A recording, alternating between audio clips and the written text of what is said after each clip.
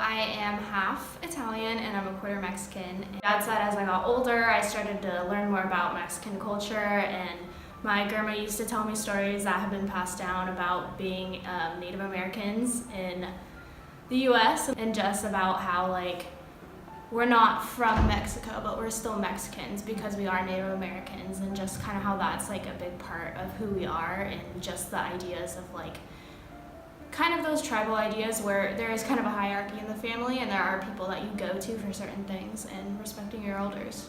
I think not looking Hispanic, it's always kind of the idea that you don't want to talk about it because you don't want people to take it out of context, well, she doesn't look Hispanic, so she doesn't have the same circumstances as others. I'm the only one who's red hair, white skin, and so even in my dad's side of the family, it's very difficult just being the only one that doesn't look a certain way. Just the idea of not looking Hispanic already puts me in a separate group from those who do, because I don't have the same circumstances and I don't have the same situation. So just feeling like you don't belong in that part of the group but still wanting to celebrate it is difficult.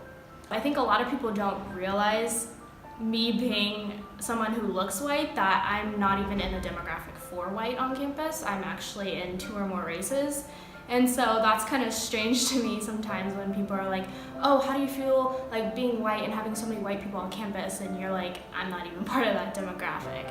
But I think diversity is more than just your race. To me, it's a lot more about sexuality, about your individual upbringing, about your religion. My religion does impact how I view diversity, because one of the biggest things I've always been taught is that it doesn't matter who someone is, you love them and you treat them with respect and dignity. And so that's been something really instilled in me. So doesn't matter who someone is, doesn't matter if they don't believe the same things I do, doesn't mean if they despise what I believe, if they think everything's wrong with it, it means that I still care for them and I still respect them and they have dignity and I need to treat them with it.